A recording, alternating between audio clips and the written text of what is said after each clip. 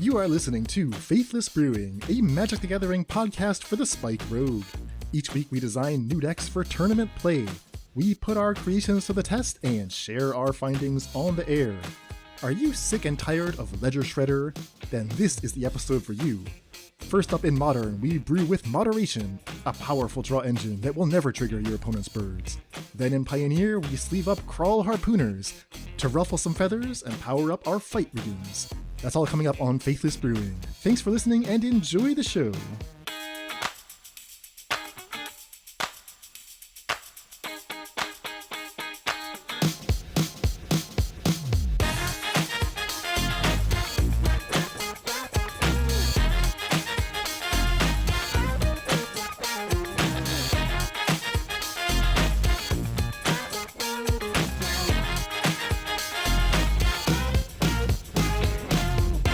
Hello and welcome to the Faithless Brewing podcast. I am Dan Schriever, also known as Cave Dan Online. And I'm joined on this fine Monday, all the way from Buenos Aires. You know him as Moored to Light. It's Emmy Sagasti. Heyo! How's everybody going? Just here to discuss some lovely new cards. Yeah, well, is this a new card? We got like an old favorite from the halcyon days of Modern Horizons 1. If we have never brewed with it, it's officially new. That's right. If you haven't brewed it, it's new to you. That's the only thing that matters. So we are talking about Moderation, a card that finished high in the voting for our monthly project ballot. We are working on Ginny Fey this month. Going to be checking in over the next couple of weeks, letting you know what we've discovered with token making decks. But some of the cards that almost finished at the top were just too good to pass up. So that is our task for today, is we'll dig into what Moderation is all about. We'll look at the decks that have been built successfully with it. We'll think about like what interactions work, what doesn't work. And Emmy is actually well on his way to a 5-0 with it right now as we speak, hopefully, fingers crossed. That's exactly how you lose a 5-0, everybody. Just call it like that. You just say that, I am 3-0 in my league, and now I know it's a 3-2. I'm going to open that chesty and send it to Cape Town when I get it. That lonely one-off chesty. And we'll tell you a little bit about some other testing we've done. David and I talked about fight rigging last week, and we each played a league. So David's got his notes in here, and I also played my own version. We'll tell you how that went as well. So that is our plan of attack for today. Before we dive in, just a reminder that if you like what we do here at the Faithless Brewing podcast, consider joining our Patreon. That's the best way to support the show. You can make a pledge, can be as little as $1 a week, and it gets you various benefits. You get access to our Discord channel. We have a wonderful community there. You can come hang out, come brew with us, kick ideas around. We also have, at the higher tiers, we have tokens, we have merch, we have playmats, and various other projects going on all the time. You can vote on cards, etc. Exactly. So we just have everything you want to get started on brewing, or convince us to brew with stuff you really want us to and we really don't want to. Because we enjoy pain.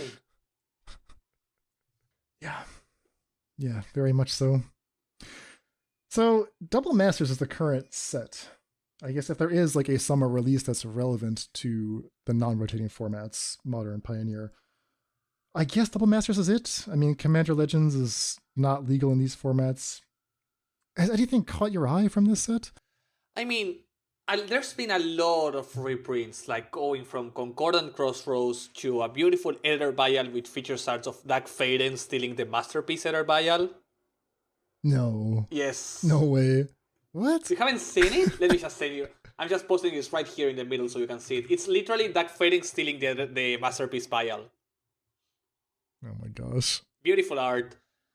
And stuff like Forbidden Orchard, a lot of Commander staples. This is the true Commander Horizons. Every single reprint is here. And beautiful art for a lot of modern staples like Eternal Witness, Wall of Omens.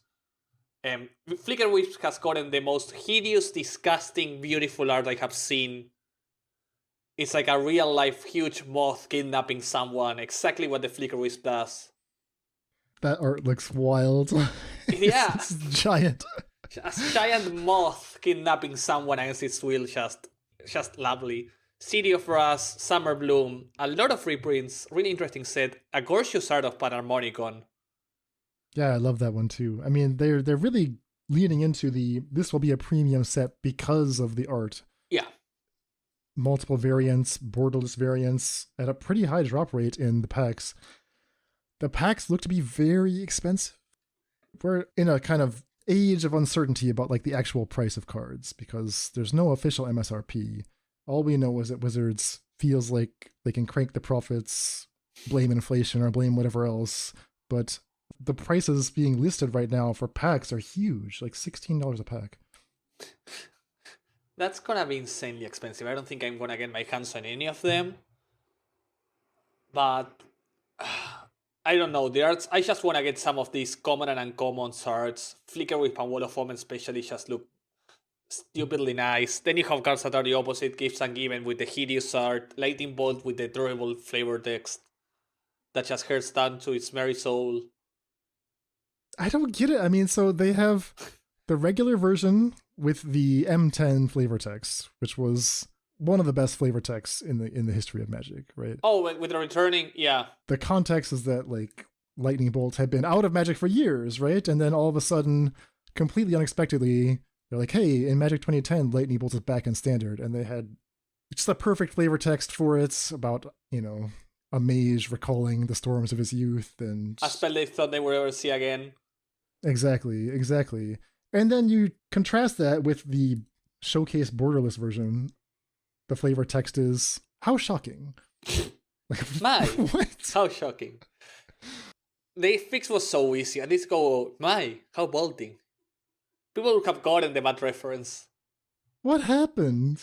Like, what happened? Magic ranges from the best flavor text in existence to the worst. Like, I'm still in love with the flavor text of Rancor. And then you just have stuff that doesn't work at all, like, my, how shocking. Hatred outlives the hateful? Hatred outlives the hateful is the perfect example of that card in gameplay, which just makes it insanely good. I mean, I just remember that from being a kid. That just sticks with you. Some of these cards just stick with you. Yeah. Or that Flicker Wisp, like, it's literally my WhatsApp status, it's literally, its wings disturb more than air. And who can forget the iconic flavor text of Flicker Wisp? Holy shit, it's a giant moth. Its wings disturb more than air. Yeah, it's disturbing you mentally. Just look at it. Yeah. That doesn't disturb just air. That's gonna disturb you for life. A giant freaking moth. I love it because I always was in the debate if Flicker Wisp was like a tiny moth or like a huge kidnapping moth. And I always said it was like huge, but there was no point of view. There was no point of comparison in the original image. And now I finally get to settle my doubts. I just always thought of flickering as something like magical, like blinking out of the plane of existence. No, I always picture it like coming down and groping something and taking it that way, and I'm really happy it has become exactly that. It's like when Gandalf is imprisoned on top of Saruman's tower. And a moth comes and kidnaps it and takes it. Well, it's like a tiny hairy moth, and then like a clean, majestic eagle comes and... Or no, is it a moth? No, it's a butterfly. It's a tiny butterfly, then it flies away and then comes the eagle. But all of a sudden, it's a moth that brought a bigger moth. Yeah, like imagine if instead of the eagles coming, like a big, hairy moth that come and just like, all right, Gandalf, hop in. There's always a bigger moth.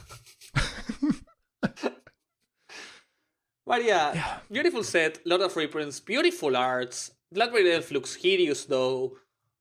So... at least worth looking at that part of it. Yeah, and I'm glad you mentioned the arts because like I hadn't been following it that closely, but it is cool to see what they're doing with that.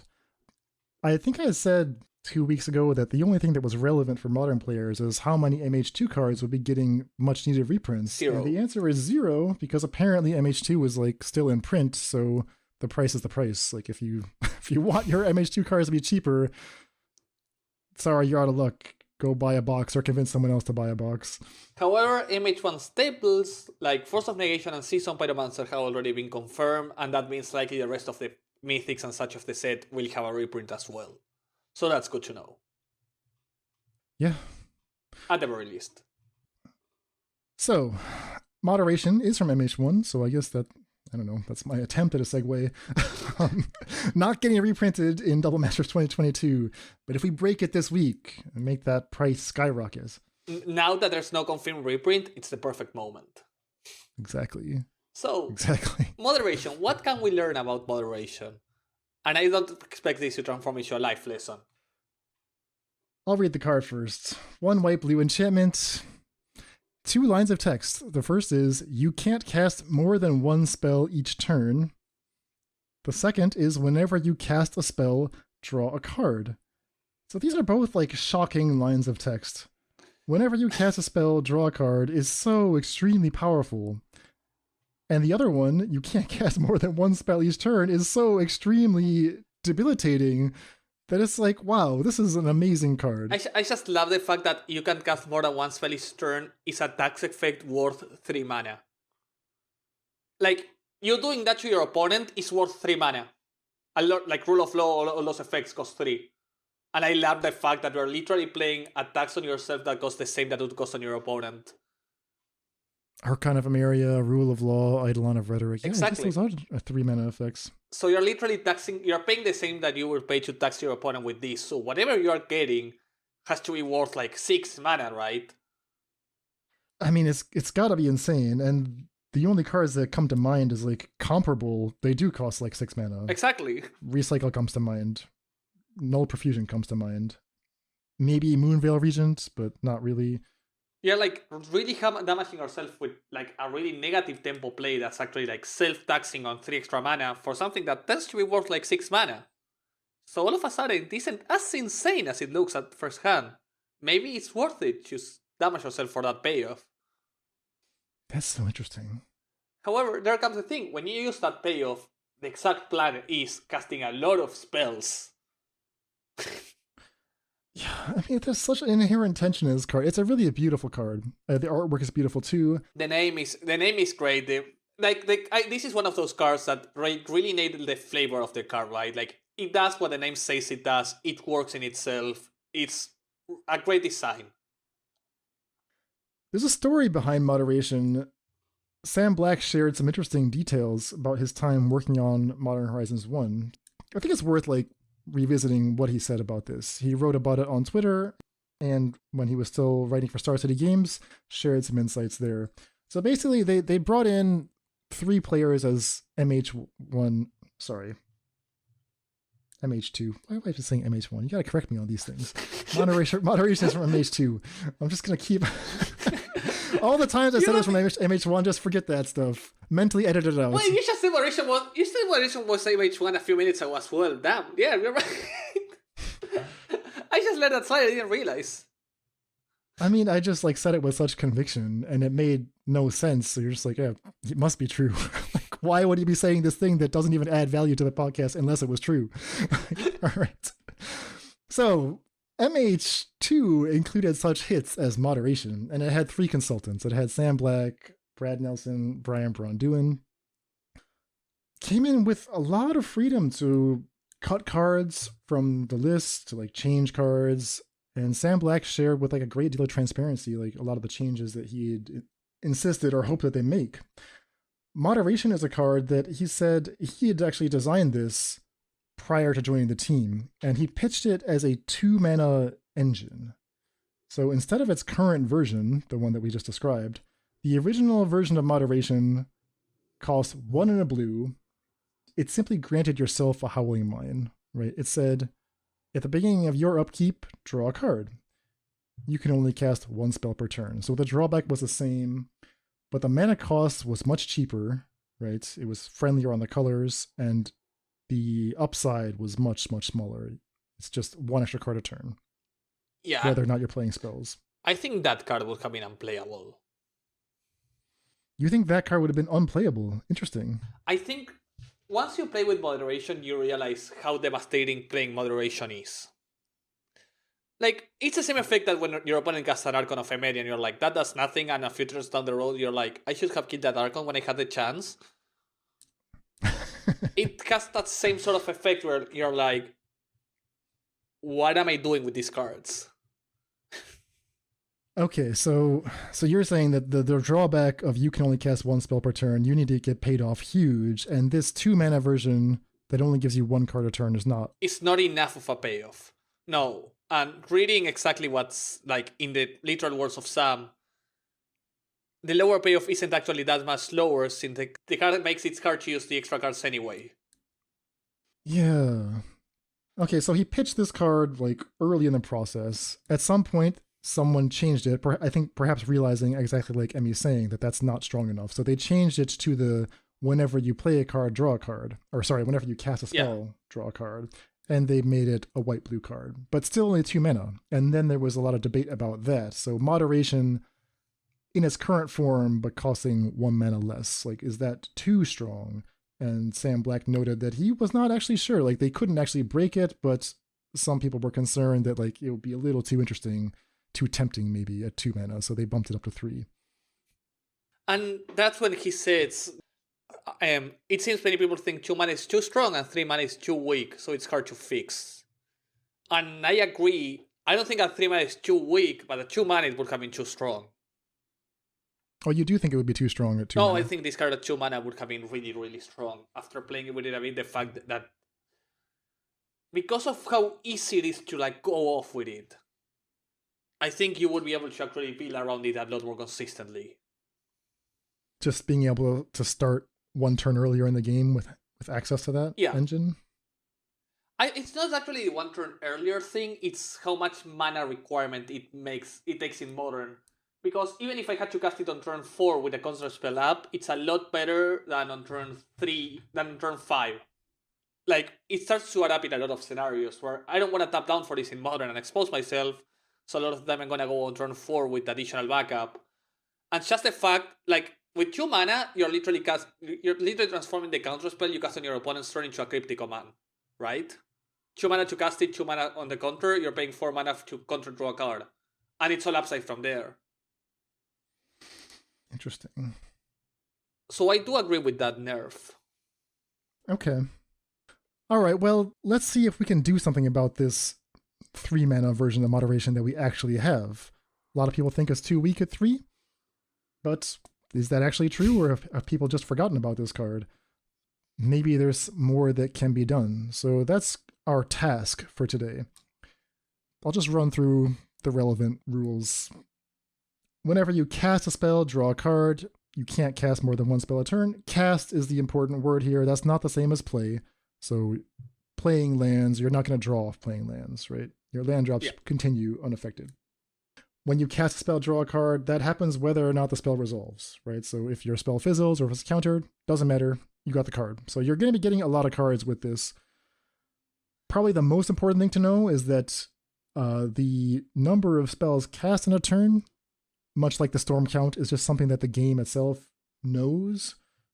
So when you cast moderation, you pay your 3 mana, that's your spell for the turn. You cannot cast another spell that turn.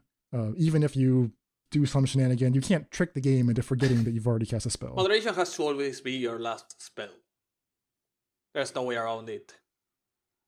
And that means you will never be drawing from moderation the same turn that you cast it, except that it does work on other turns. So you can like go to your opponent's turn, cast something and get paid off. Exactly.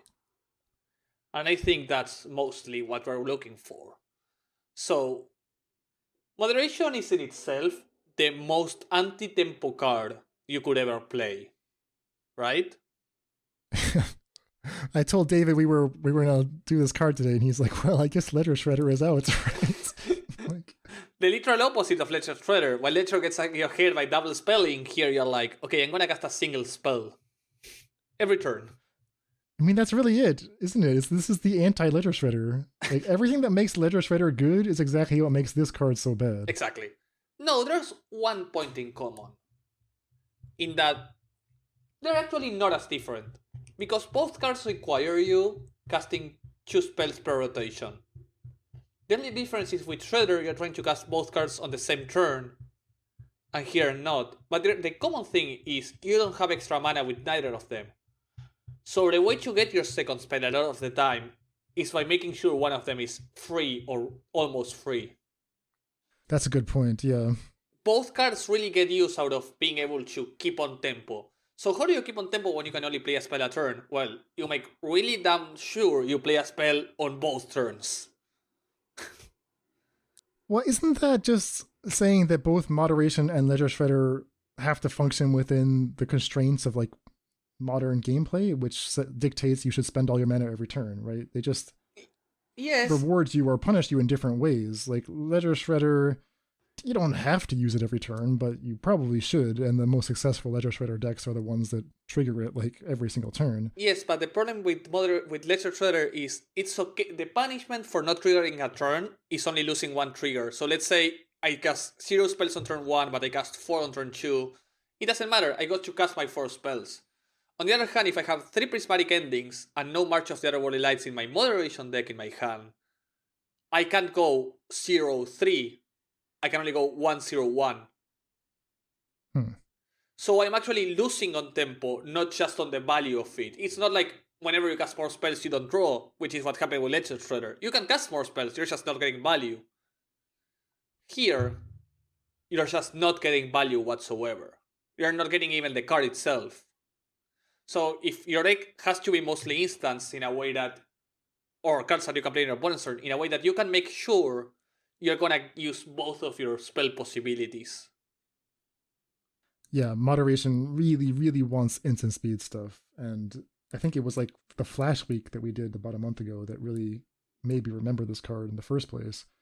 If all of my cards are Flash, I'm guaranteed to like not get in that situation you're describing where I've got a handful of cards and they're all sorcery speed, so I'm just going to play one every turn. Exactly. And I had that happen today in a few scenarios. And all of a sudden, once you start finding your instance, you can really feel how your tempo is, how the things shift all of a sudden. Once you actually start playing double the cards and start drawing double the cards. All right, so some of the key questions. I think we've already addressed the big ones. How much is the upside worth? I mean, you suggested maybe as much as 6 mana, and I think that could be true, right? Because the drawback is huge. How big is the drawback? Well, if we compare it to Ledger Shredder, the things that make Ledger Shredder so good should tell you just like how punishing it is to not be able to double spell, right? Decks just naturally want to double spell. This is one of the best ways to get ahead in Magic, is just use all your mana every turn, cast 2 threats, 3 threats, 3 relevant cards in a turn. You just won't be doing that with Moderation unless you come up with some clever workaround.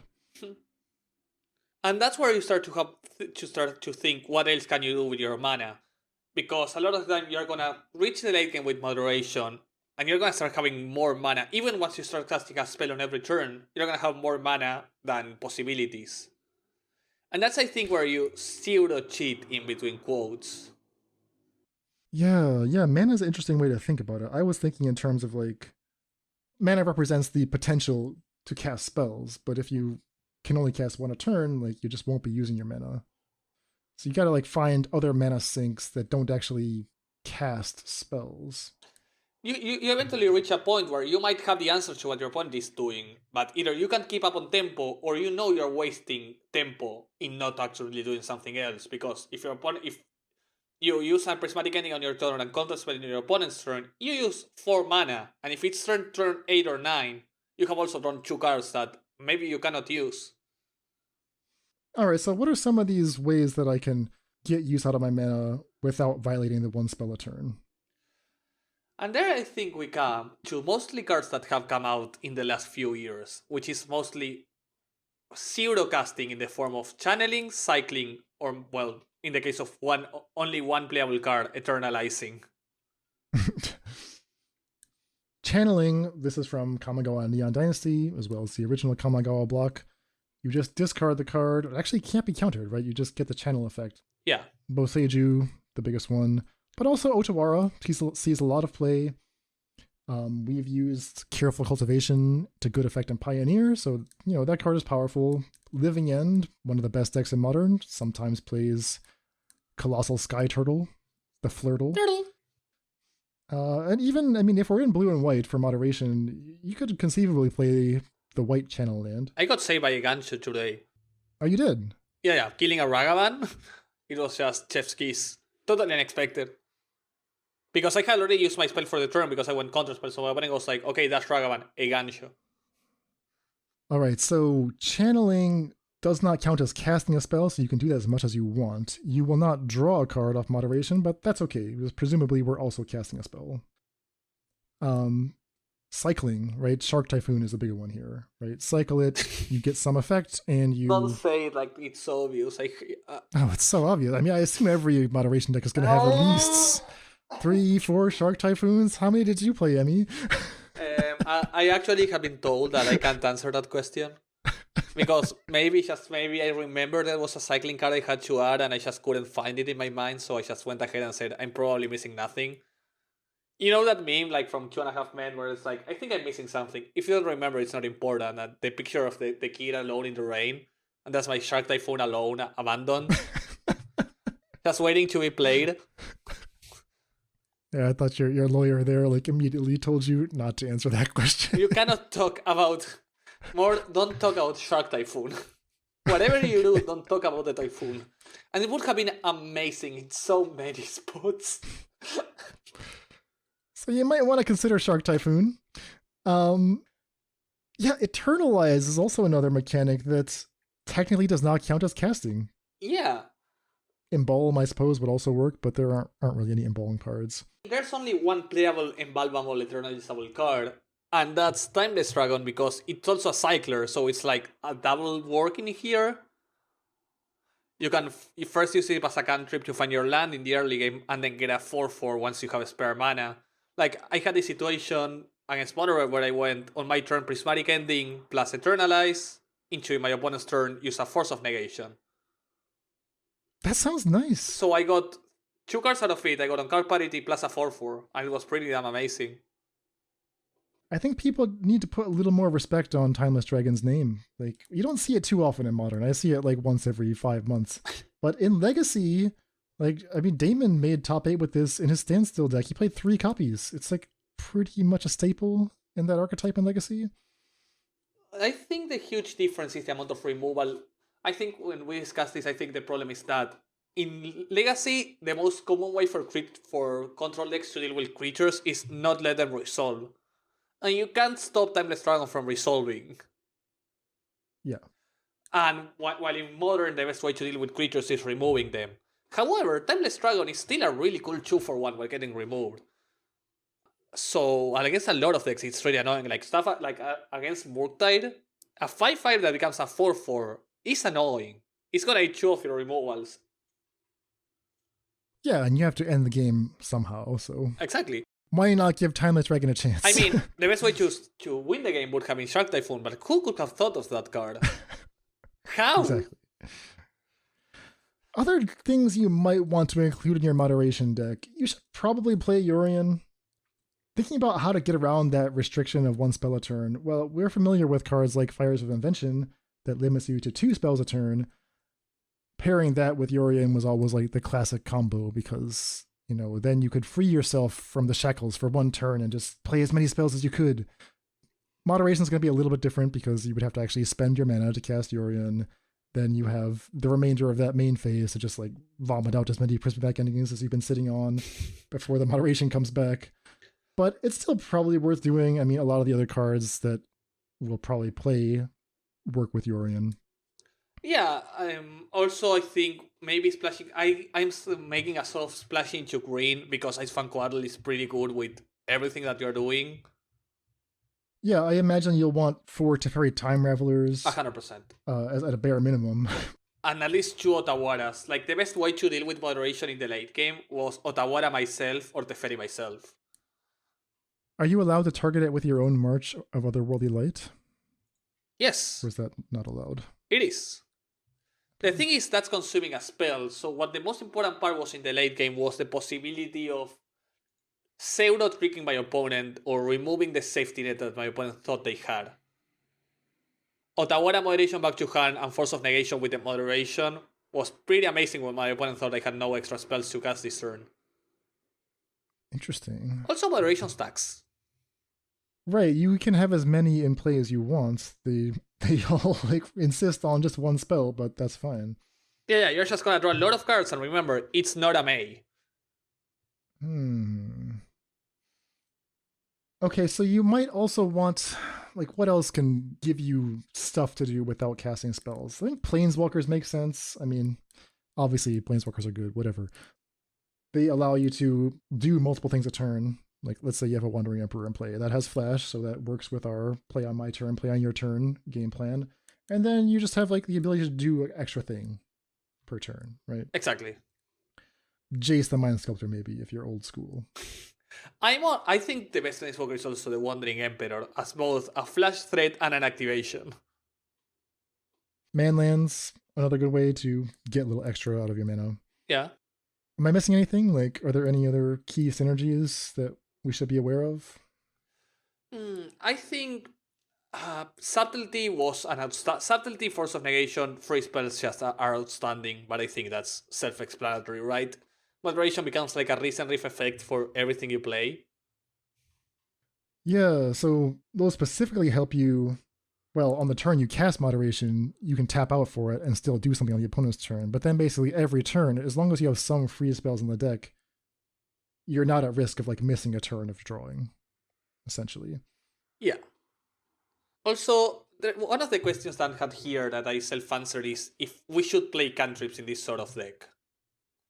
Heaven forbid I see anyone playing a Consider with the Moderation. I'm gonna look at you, I'm gonna find you, I'm gonna punish you for your bad decision making. But why? Once you have Moderation going, the problem does not become, okay, I have mana, what do I do with it? It's what combination of these few cards I can play, because I have a lot of them, is the best to get me out of this hole. So you were not like concerned about finding Moderation in the first place, or casting it and not having anything else to do? No. Like not having a proactive flash card to play on their turn? The thing is, I'm just playing, like, for example, this is the first draft I made, which needs a lot of changes. So starting with it needs snow-covered lands because I'm playing Quadle and normal islands, and I lost a game, and I almost lost a game to that. But assuming I was not an idiot and knew what Shark Typhoon was, I'm only playing the good cards. I'm playing March, I'm playing Prismatic Ending, I'm playing... Well, the not so good cards would be Timeless Dragon and Colossal Sky Turtle, which are borderland playable. Solitude, Teferi, Hero of Dominaria, Supreme Verdict, Wandering Emperor, Force of Negation, Archmage Charm, Icefang Quadle, Contraspell, and Teferi. Like, the deck is working on its own without the Moderation. And I was talking with a friend of mine, which is a combo player, and he was like... And he was saying, like, okay, I want to face that deck. And I was like, you don't want to face this deck. It has 4 Force of Negation, 4 Contraspell, 4 Charm. And he was like, yeah, but with Moderation, you cannot, like, stop me. And I'm like, why would I play Moderation against Belcher? Right, you don't have to play it. I'm just playing a regular control deck that instead of relying on a 5-mana Planeswalker to refill, I'm relying on a 3-mana enchantment. It pitches to Solitude, it pitches to Force, pitches to Subtlety. Exactly. It still does something. You don't need it to function in your deck. And the fact it pitches to Subtlety, Force, and Solitude means you have 10 cards you can pitch it to if the need arises. Alright, so on this cantrip question, you built an 80-card Yorion deck, no Omen of the Seas, right? You are playing Icefang, that's your cantrip, I suppose. I'm not even sure that that's worth splashing into green for, unless you really believe in Icefang. But that will be the cantrip, right? It was just a testing. But if it wasn't Icefang, I think it would have to be any sort of proactive 2-mana play. But the thing is, what is a proactive play in these colors? Because you need a proactive... So this is the thing. You need a proactive spell that's cheap, and it isn't just cantripping. So not like Omen of the Seas. You just said why you need a cantrip. That's no, why. You don't need a cantrip. You need a proactive spell. You need something that you can do when your opponent does nothing. Yeah. So in my other decks, this would be Omen of the Seas. And you just chose not to go that route because the Omen doesn't add enough to the board here, or what? Omen doesn't do enough once you have the Moderation going. Okay. So I think you need something else to do with your mana in that position. And I'm gonna go back to something we discussed a few weeks ago. A lot of time ago. Having a Green Triumph makes splashing really easy. So it's really easy. I have like 1 breeding pool, 1 Spada headquarters, and that's it. I have 2 green sources. And I have yet to stumble into any trouble casting my Quaddles. Maybe I have to add a 3rd source, but the thing is, having a Triumph in your deck makes it really easy to splash a soft splash, right? Like Quaddle. Yeah, for sure. Yeah. I mean, you're playing it anyway for your Prismatic Endings, so you're going to be fetching the green source pretty early in the game. Exactly. And it also helps with the ending, just knowing that you will have that green, right? So do you feel like ending is the right card for this deck? I mean, it does create like a possible fail state of drawing too many sorceries.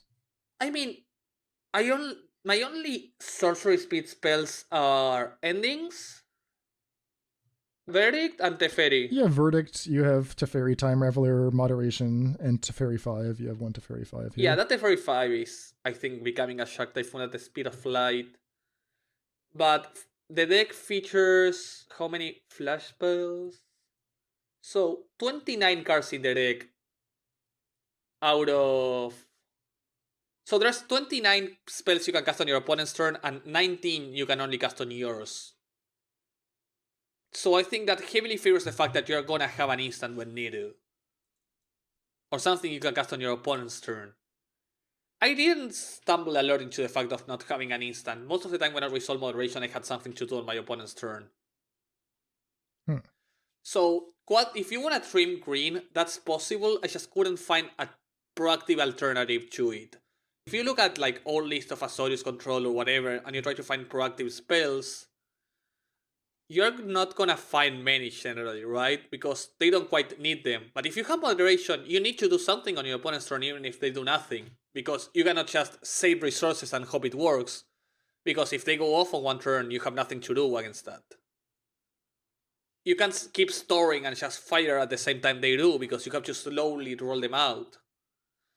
So that's where I think you need something like Quaddle. Maybe it's just 4 Shark Typhoons, and that's my mistake.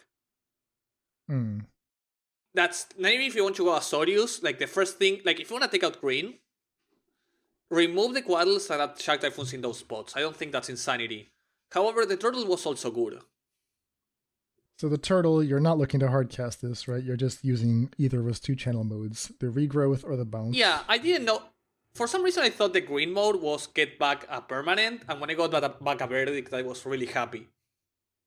Oh, he gets back anything. Yeah, it's nice. I mean, I was wondering if you should lean more into green, like play more Boseijus. I was considering Boseijus, but the thing is, this is an Archmage's Charm deck. Well, does it have to be? Like, what are these counter spells that important? No, counter spells and Force of Negations were amazing.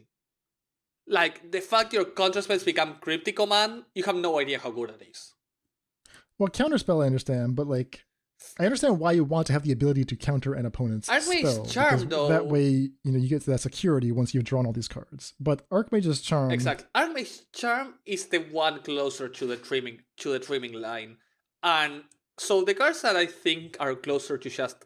Like, the things I wouldn't touch at all are 4 counter spells, 4 March, 4 Ending. I think that's like a mainstay in any control deck nowadays, alongside 4 Solitude. Then 2 or 3 Supreme Verdicts, 4 Teferi, 4 Moderation, 100%. Wandering Emperor has been amazing, and that leaves you with Archmage's Charm, Subtleties, Memory Deluge, and Teferi 5 alongside Timeless Dragon as the cards that are, you know, just swimming around in what should I cut. Timeless Dragon was really good. I think it really helps with the mana as well. Getting your land drops is really important in this deck because you start just drawing so many cards, you want to hit your land drops. Yeah, 32 lands, not many cantrips to smooth things out. So I'm being really responsible with this land count. 32 lands and 2 Timeless Dragons is really responsible mode. This is the best you're gonna get out of Mord. Yeah. I should just enjoy this. I should not complain about this. If I get one complaint, I'm going down to 29 again. So this is like really, really sensitive. Like, this is more actually testing a concept. Like, the card I really wanted to have, but I was not willing to go that hard into green, was Endurance. Endurance does everything you want to do, in that it's a free spell, it's a flash spell, it's a proactive threat, it's all the things you need. It's double green, which would require more fiddling with the mana that I'm easily comfortable with. But it's at least something to take into consideration. If I'm able to strive into a more heavy green mana base, I really want Endurance. Like, Endurance is everything. Pitch spell plus flash plus proactive threat. What else can you ask for? Yeah, I'm wondering if there's like another core to the deck that isn't so Control-y. The thing with you need what I learned a lot was you need cards that are going to pull you back when you're only casting a spell. Stuff like Supreme Verdict are at a premium in here. Right. Because once your opponent just develops into the board, casting one removal a turn is not gonna get you back against stuff like Seasoned Pyromancer. You're saying there's a concern that opponents can just build a better engine than Moderation without the drawback? No. Casting their spells normally? Not a better one, but one that if you don't have a blowout spell, you cannot fight back from. Like, when I was playing against Motorola and Hayashi, like I saw you the picture, we were both about to mill ourselves. I had 7 cards in hand, I had a full grip of resources, but I was getting rushed by Den of the Bugbear plus Seasoned Pyromancers. I was gonna win that game eventually, but if you look at my hand, I have 7 spells that I don't have the velocity to cast. Maybe you needed more manlands. Maybe it's more manlands, or it's better activations, because Igansho and Otawara, so there was a point where I had Counterspell, Solitude, and Otawara, and I was like, okay, all is good. I have 2 spells, I have a bounce and a spell, I'm fine. or the picture I say my Solitude with a Sky Turtle. Because I had just resolved the moderation, so I was a bit low on resources, and I have a Sky Turtle after I cast a Solitude, and I can like protect my Solitude, bounce it back to hand, and recast it later. That's just insane. So you need a lot of those zero spells. Likely more than the ones I'm playing. I just gotta find which ones are them. Maybe if I am so soft on green, I can afford a number of Field of Ruins as well, so that's all the stuff like that needs to be watched. I'm not playing Spreading Seas, that's why I love for March of the Otherworldly Lights as well. Right, gotta get your Urza Saga defenses. Exactly. And getting an Urza Saga before it can get its trigger going, chef's kiss. Let me ask you about a couple of random cards that are not really modern power level, but they would work in the strategy. These are mostly cards with channel, right? So what about Touch of the Spirit Realm? Okay, Touch of the Spirit Realm is not a bad one. Does it have enough synergies? It returns it at the beginning of the next end step, but it only exiles artifacts or creatures. Okay, that's sadly... if it was instantly, I would be a lot more tempted because of its synergy with Solitude and Subtlety.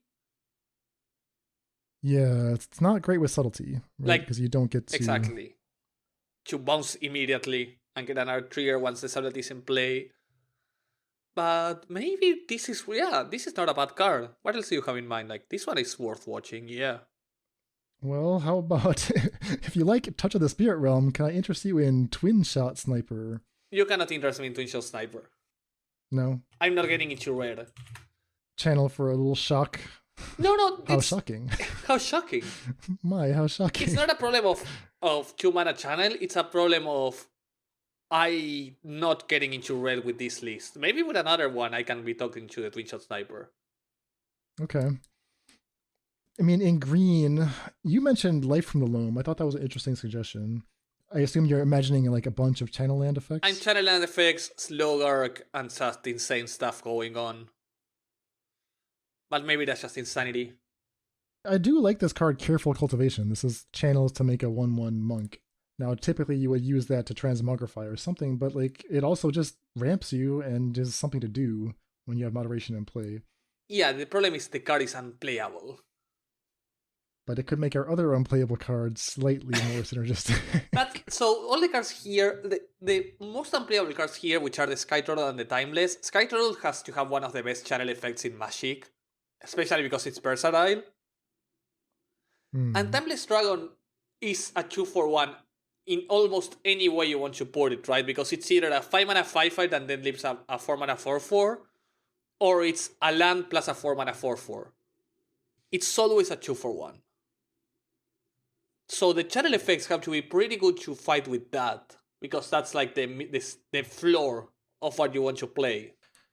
Yeah, if it's competing for slots, then it's... I mean, if I would go for something, it would be like Greater Tanuki. Oh, really?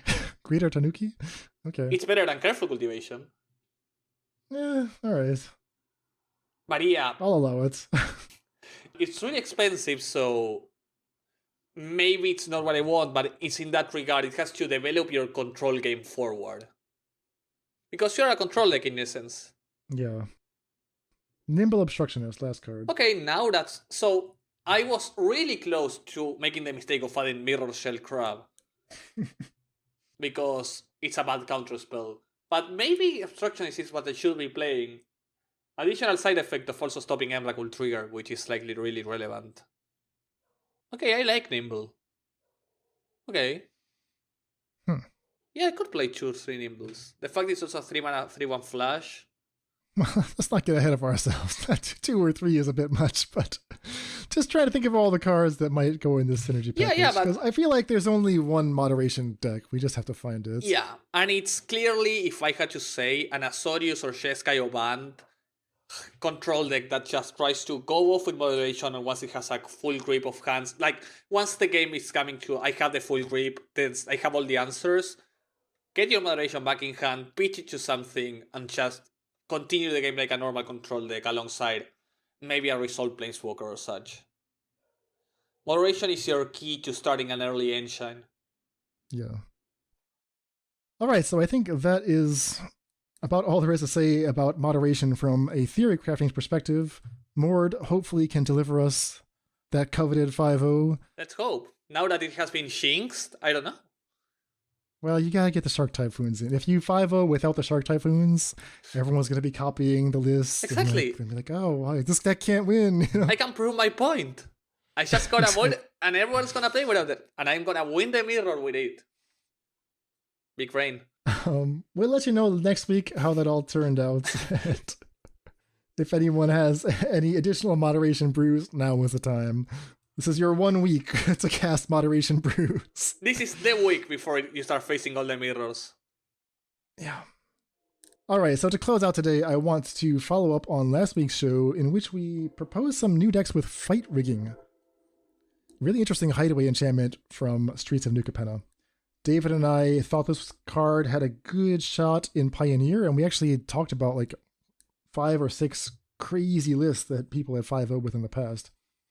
David proposed using fight rigging to cast Tybalt's Cosmic Imposter, and he had a Sultai list that he played 2 or 3 into that was designed to do just that. He had found some nice interactions between Rotting Regisaur, Kazandu Mammoth, and the fetch land to get up to 7 power, and he was playing Shakedown Heavy as well. So he tried that list again. He felt like, he was maybe on the brink of unlocking something. 3-2 the first time, second time through, also a 3-2. So I think his conclusion was, it's a sweet concept, sweet deck, but it's not broken by any stretch. He's been lamenting his atrocious Spirits matchup, not just with this brew, but with every deck he ever builds. Like, he just can never beat Spirits, and he played it like 4 times out of 10 matches, so... Spirits is always tough. When you're trying to play a brew, right? Just getting out tempo by someone that's just playing like low to your own controlling game. Just those are the sort of decks that exploit any weaknesses that you give them. And sometimes in brewing, you just leave out a tiny detail, like the fact your Quatus don't have Death Touch. I have no idea why or how that could happen to someone. And that sort of decks really exploit that. Any openings you give them.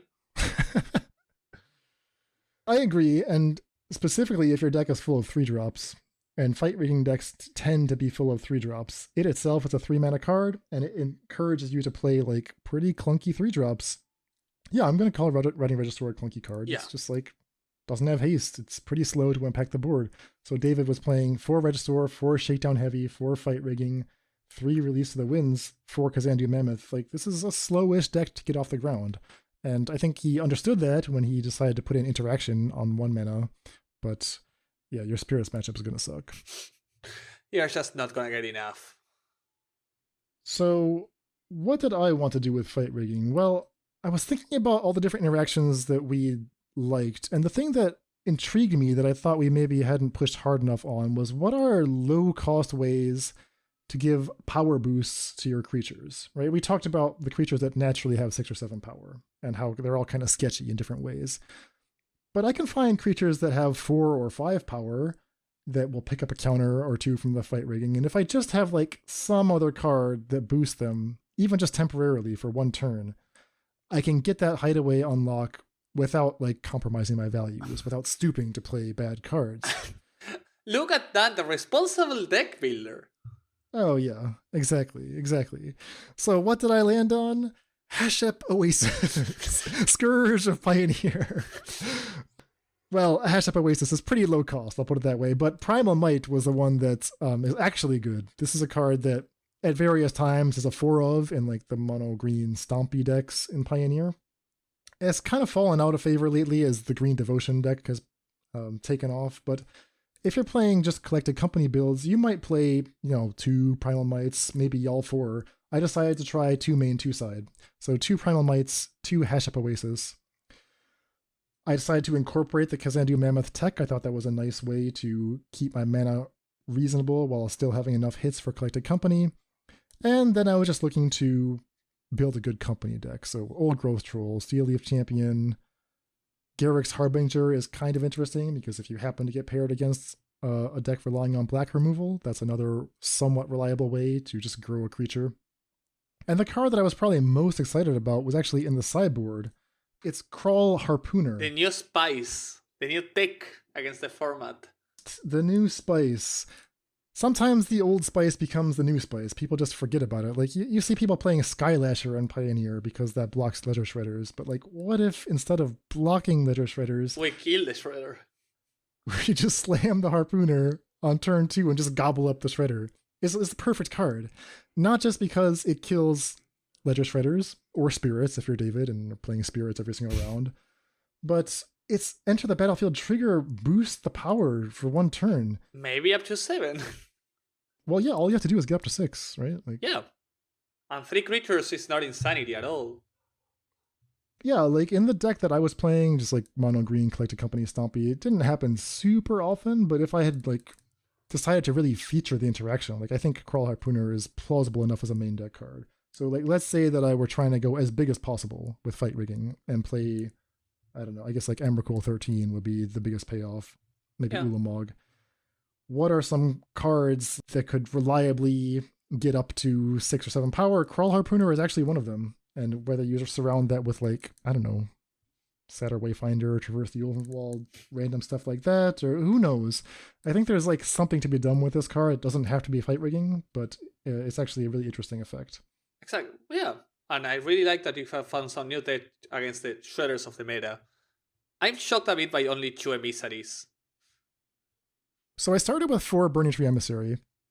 They don't do a whole lot, like, they're kind of a feast or famine card. So I have a little bit of Devotion Core. I have 3 Nykthos, 2 Burning Tree Emissary. I have 2 Illyria the Hydra, 1 Turn Timber Symbiosis, 1 Boseiju, 2 Great Henge, 4 Werewolf Pack Leader, 8 Elves.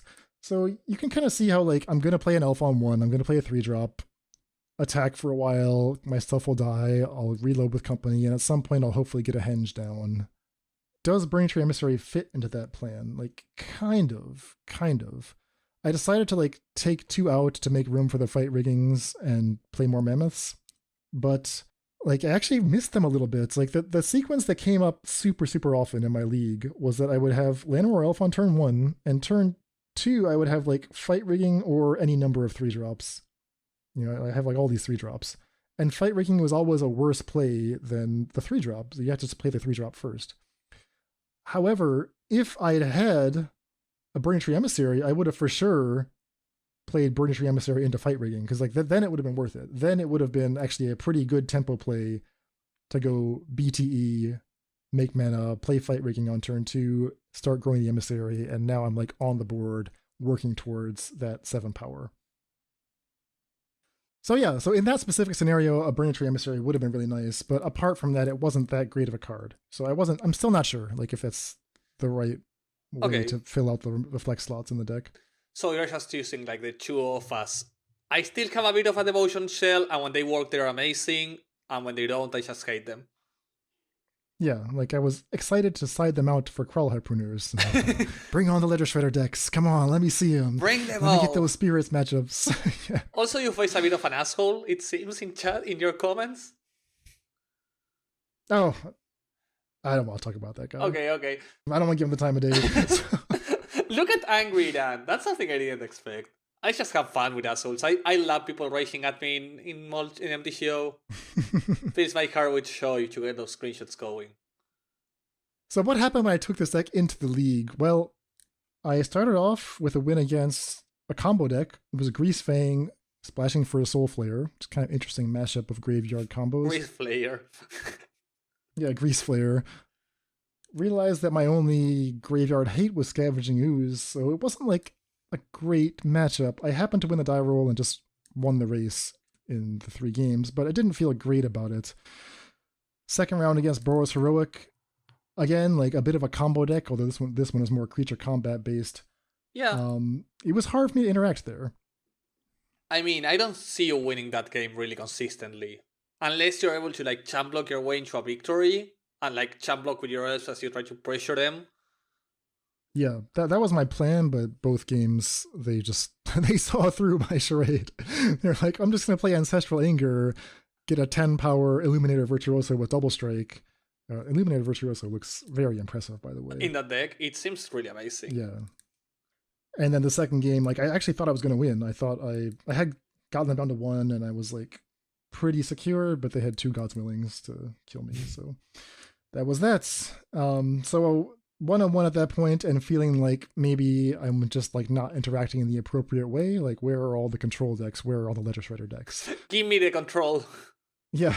Turns out they were coming. The next 3 rounds were all against blue decks. I played against Dimir Ledger Shredder control deck, a blue-white control deck with Yorion, and a really interesting Simic deck with Ledger Shredder. It was kind of like a Simic Flash deck. They had cantrips, they had Growth Spiral, they had Decisive Denial, which is the split card, negate, and fight card. I didn't really see what else they were doing. They died too quickly, but I thought maybe they had like Night Pack Ambushers or something. I'm not sure. But yeah, it was cool. So against these decks, which are the ones that I was expecting Fight Rigging to do a little bit more, here I was actually pretty happy with how it performed. Like, it always gave me the card. That was the first thing I was wondering. Like, would I be able to unlock the Hideaway card? The answer was yes. Like, sometimes it took a while. Like, there was one game against Blue-White where I screenshotted the Fight Rigging on the empty board, just like sadly doing nothing for like 4 turns. But despite that, like, eventually I did get the card. I unlocked the Great Henge that was hidden underneath it and almost won that game. They had to kind of get a little bit lucky to get out of that sequence. Okay. Yeah, like, I was actually pretty happy with how much the Fight Rigging did in those matchups. I think that's really important. Just feeling like the card rolling around is actually relevant and not just a bad addition to an otherwise good deck. Right, that's always the question. How good is what we're doing, especially when we're trying these sort of mutations of an already permeated deck.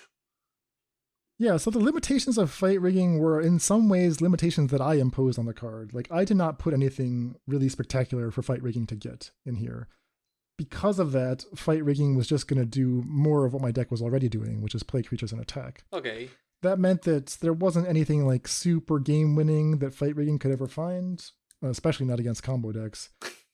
It's just great hints, right? Like the huge payoff or a company are like exactly the best payoff you can get. get. Got Great Henge a couple times, got company a couple times, and like the other times the Fight Rigging just got like an Old Growth Troll or something like that, which is not really that great, right? Because I could have just cast the Old Growth Troll myself. I didn't have to do those Fight Rigging stuff, but I did get counters. The counters were not terrible. How are the Coco hits, taking into account you have Fights, Coco, Henge, and Primal Urge?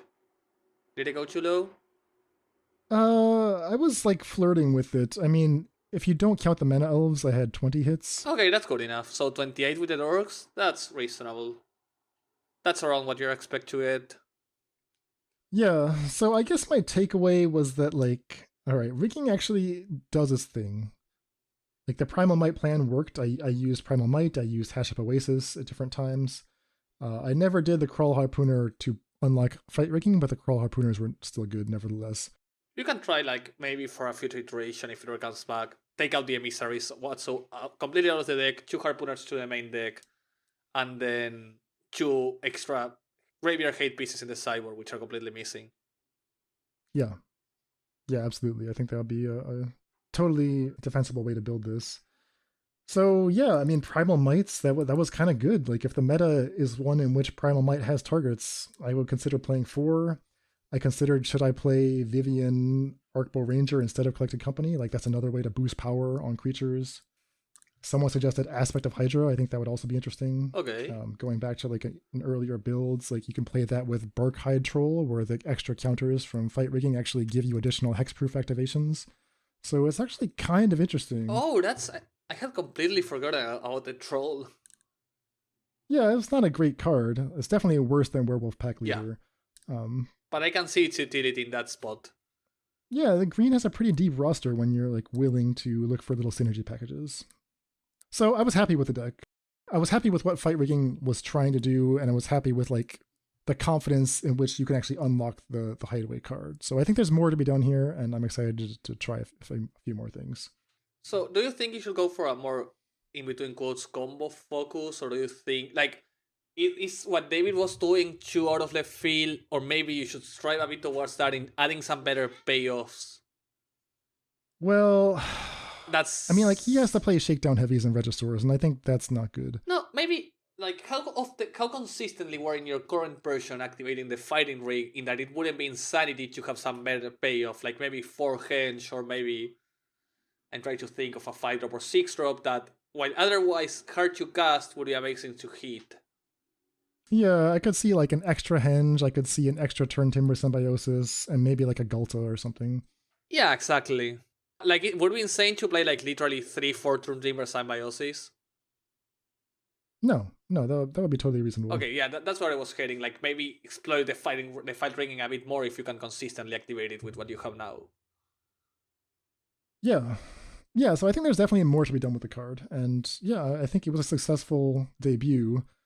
Obviously, after going 3-2, 3-2, 3-2, we can't be too excited about it, but I think there's definitely something there. But it could have been 2-3s. Exactly. It can always be worse. I think the thing I would try next is with featuring Crawl Harpooner, whether that's in like an Emrakul Delirium deck or something else. I'm not totally sure. But let's just play Harpooner in Modern to kill Darcy. Just go all in. It kills Ledger Shredder. It kills everything. Kills Murktide.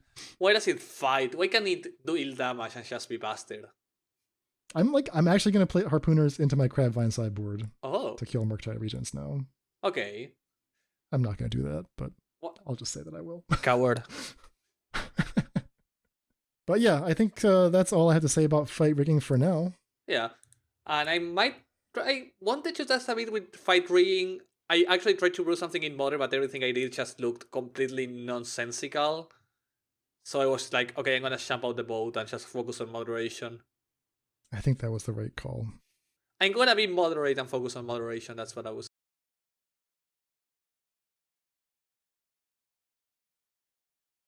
say. I think that was the right call. Everything in moderation. Everything in moderation. All right. I think that'll do it for us for today. Emmy, thanks for joining me. Thank you so much, man. Bye-bye, everybody. Have a nice night. Bye-bye.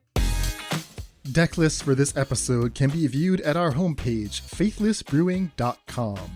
Don't forget to follow us in your podcast app to hear new episodes as soon as they drop, and tune in next week for our testing results. Support for this podcast is provided by brewers like you. If you like what we do, you can join our community at patreon.com/faithlessbrewing for Discord access, bonus content, and more. That's all for today. Stay safe, and we'll see you next time.